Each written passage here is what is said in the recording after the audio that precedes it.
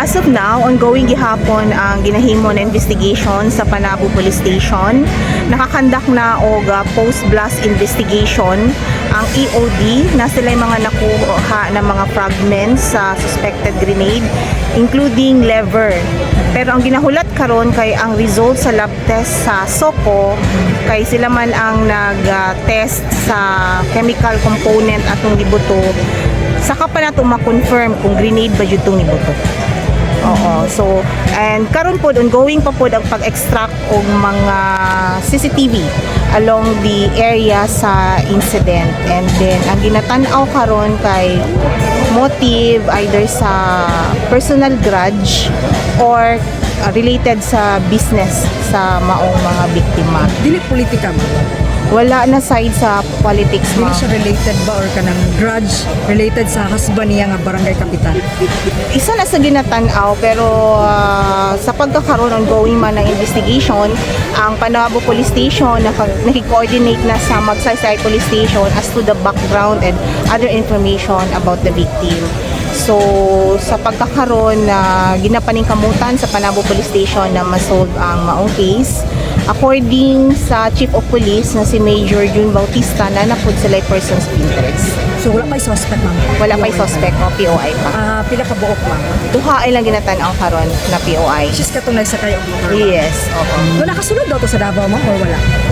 Ginasubay pa nato ang mga CCTV kung asa nagikan ang mga suspects, Davao ba nga area or sa norte.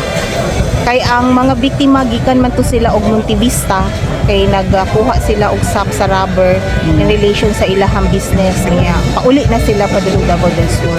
Matong gitambangan sila gilabayan atong suspected grenade. So dili to siya terroristic attack. No, it's not a terroristic attack. So isolated case to siya. Dili to in any way maka-disrupt sa safety and security sa Panabo City.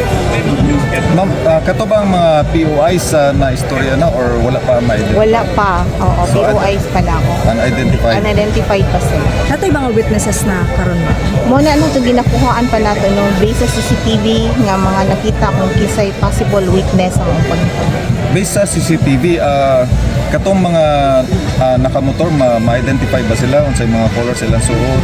Ang base sa investigation, ang katong driver naka-helmet pero wala naka-helmet ang ayang angkas. Moto naglabay sa Granada, Moto ma'am. naglabay sa Granada. So, nakapture sa CCTV ang paglabay?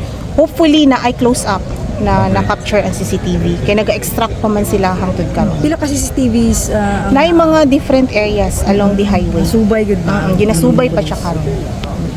Pila ka percentage na karon ang kapulisan sa pagkuan. Wala pa sa naghatag si Major Bautista as to the percentage sa na investigation. Pero rest assured nga duhatong tanan para masolda yan ang maong kaso. Kung kumusta tong driver karon daw sa traffic? Unharmed man tong driver, ma'am. Ang fatal lang yun ang katong passenger. So, kasi tuyo ato ma'am, ang mama or ang anak? Wala ta na kung ano kung mama or ang anak. Pero ang paglabay mang good sa passenger side. So wala pa man po na to nakita kung unsa ang details no sa maong paglabay. Pero ang antimano jud ang mama. Ngano kaya na-consider ang business nga mo possible nga motive? Isa man, kung sa business man sa good siya sir, naman medyo tayong mga kalaban din ha, no? So wala man takabalo kung sa ilang mga transaction. So isa na sa mga angle na ginatanaw nato. Pero walay report coming from Davao del Sur nga na sila murbag intense nga or kanang init nga rivalry sa business.